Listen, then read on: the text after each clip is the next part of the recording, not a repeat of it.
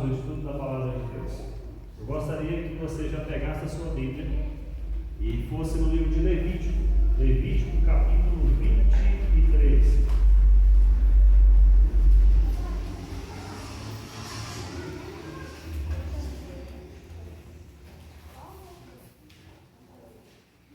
Levítico capítulo 23.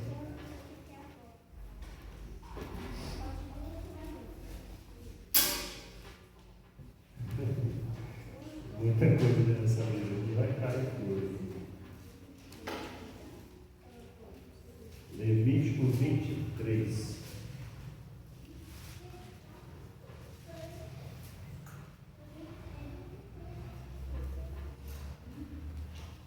Amém?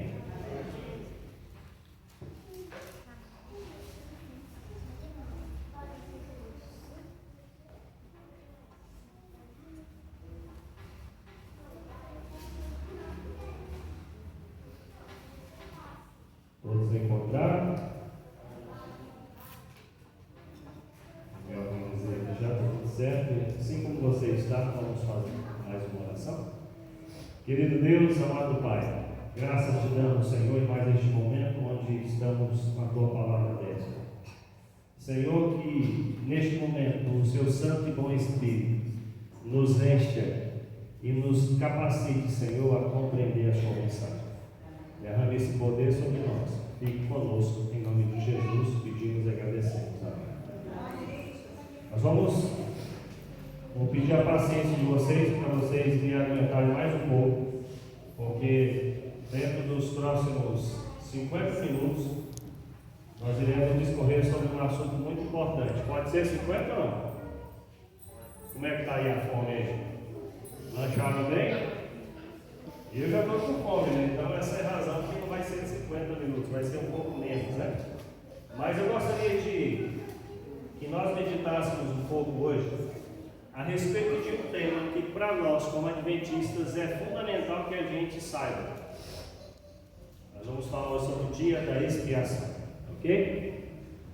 E o texto que eu pedi para que você pudesse abrir diz o seguinte: mas aos 10 deste mês 7 será o dia da expiação, tereis santa convocação e afligireis a vossa alma, trareis oferta queimada ao Senhor.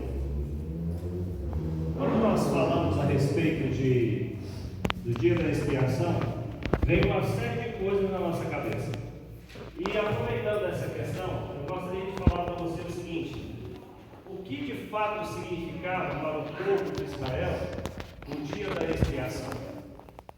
O dia da expiação era um dia onde a culpa, onde os pecados do povo eram perdoados por Deus em um bloco maior, né? Porque durante todo o ano, no santuário, os pecados eles entravam no santuário todos os dias através do sacrifício diário.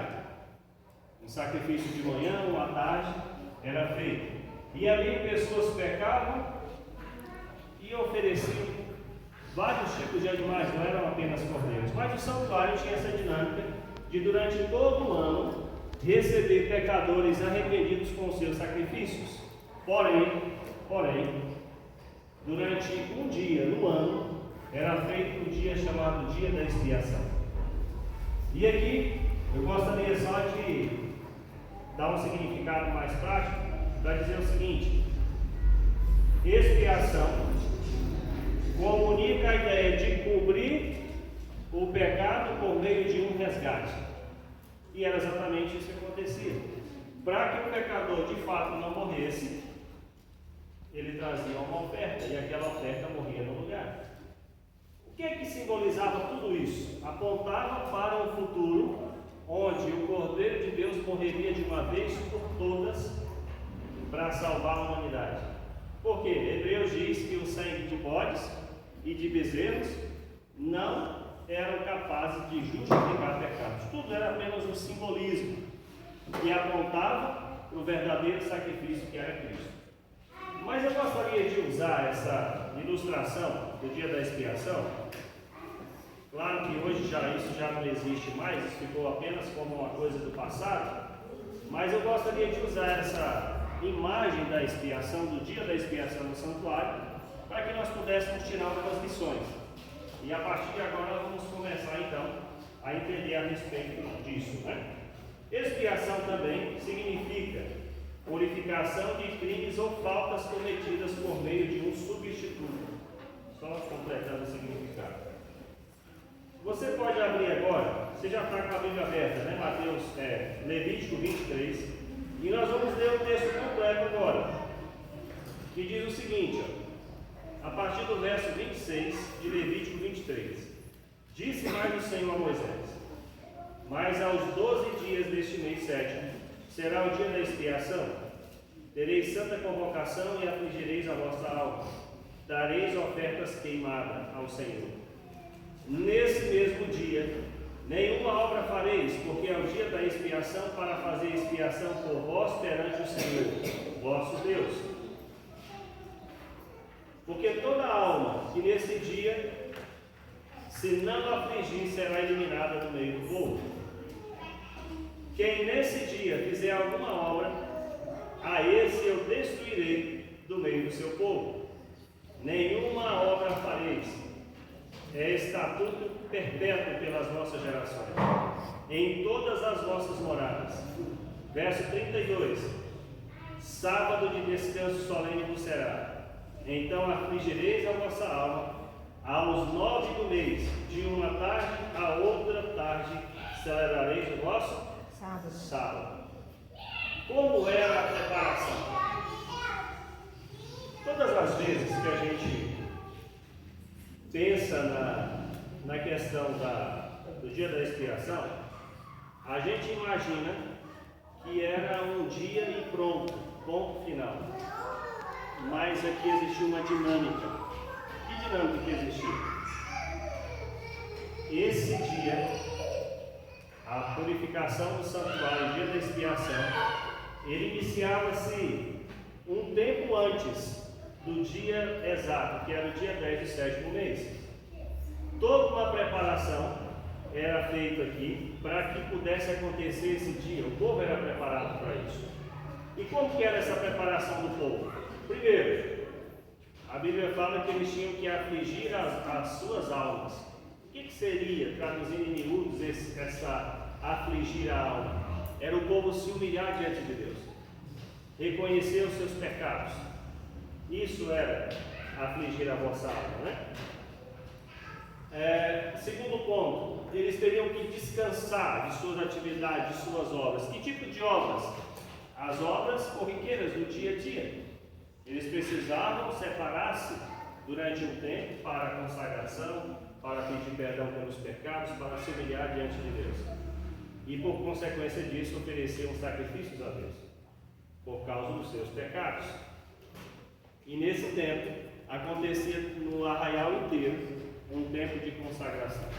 O texto disse que no dia 9 teria que haver um jejum, teria que haver uma consagração a mais, porque no próximo dia seria exatamente o dia marcado. E aí eu fico pensando sobre isso, né? A lição, já estou voltando para a lição, né? O sermão aqui diz o seguinte, que essa preparação era necessária para que o povo se encontrasse com o seu Deus.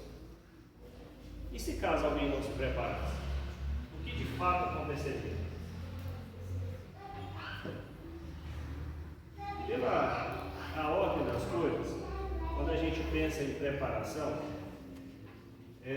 a Bíblia diz em Levítico 23 que essa preparação começava, sabe que dia? No primeiro dia do mês sétimo. Ou seja, 10 dias antes do dia da expiação, todo o povo precisava entrar num processo de santificação. 10 dias antes. Você já tinha ouvido falar sobre isso? Sim ou não? Já, né? 10 dias antes do dia exato, do dia 10 do sétimo mês, todo o acampamento tinha que se consagrar. Todo o acampamento teria que entrar no processo de santificação, de perdão de pecados, de sacrifícios a Deus. todo o acampamento se consagrava a Deus. E o que acontecia se alguém não se consagrasse? Nós já lemos. Ele seria destruído no meio do seu povo. Simplesmente, a pessoa que não se consagrasse para o dia da expiação, ele era morto. E aí você fica pensando, né? Mas que Deus tirando justo, né? E alguém um dia falou assim que como é que pode nós defendermos um Deus que fala que livre-arbítrio, que existe o livre-arbítrio, sendo que se a gente não obedecer ele, a gente vai ser destruído. É aqui que está a essência do livre-arbítrio. É o poder que Deus dá de eu e você escolhermos o caminho. Ali é abismo, aqui é vida. E eu posso escolher qual dos dois lugares eu vou. Depende do que eu quero para a minha vida. E é aqui que está a essência desse livre-arbítrio. Deus pede consagração, Deus pede santificação, Deus pede que se prepare. Mas e se eu não me preparar? Era isso que acontecia naquele momento. A pessoa era morta no meio do povo. Ou seja, a falta da consagração, a falta de se arrepender dos seus pecados, cobrava um preço muito alto, a própria vida. A própria vida. E aqui, durante o período que se iniciava, esse período dos 10 dias, não era só o povo que entrava no processo de santificação. O sumo sacerdote também teria que se ausentar da família, teria que se separar do povo e ficar durante esse tempo todo se consagrando. Tanto é que no dia exato da expiação ele oferecia primeiro um sacrifício por ele e pela sua casa.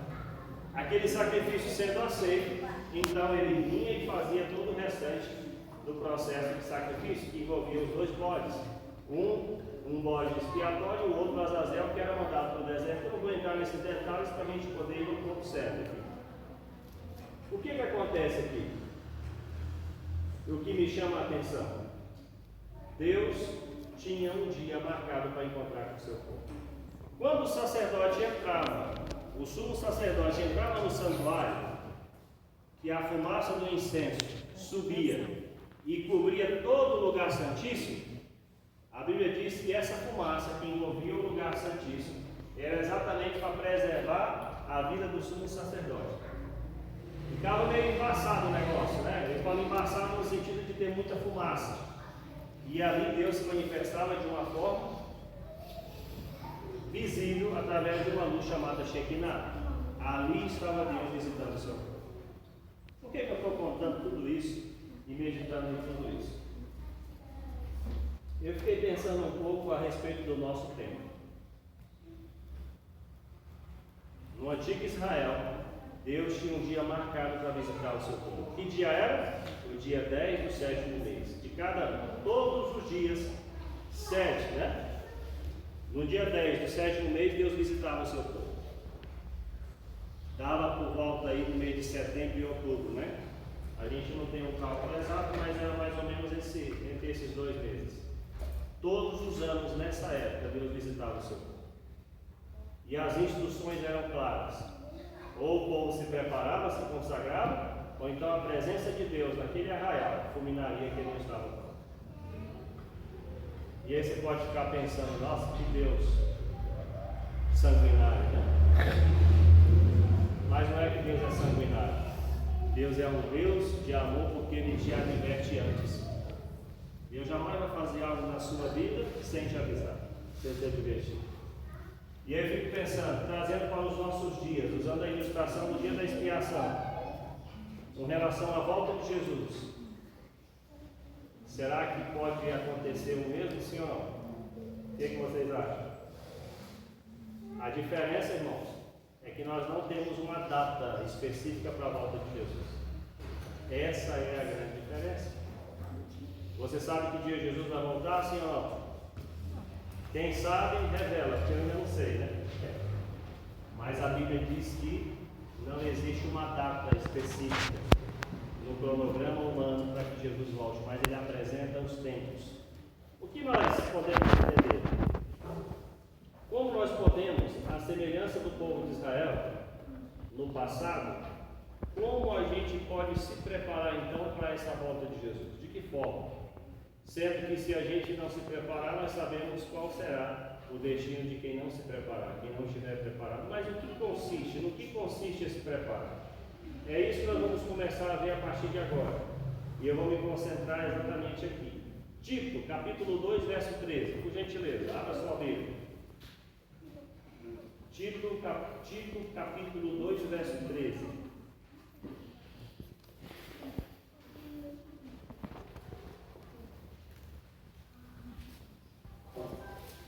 Esse título aí é antes de Filemão, próximo de Hebreus. Ele é um livro pequeno, bem difícil de achar. Tito, capítulo 2, verso 13.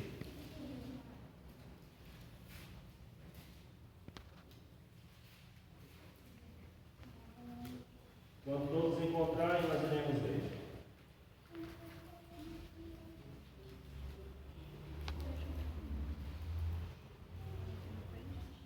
Amém?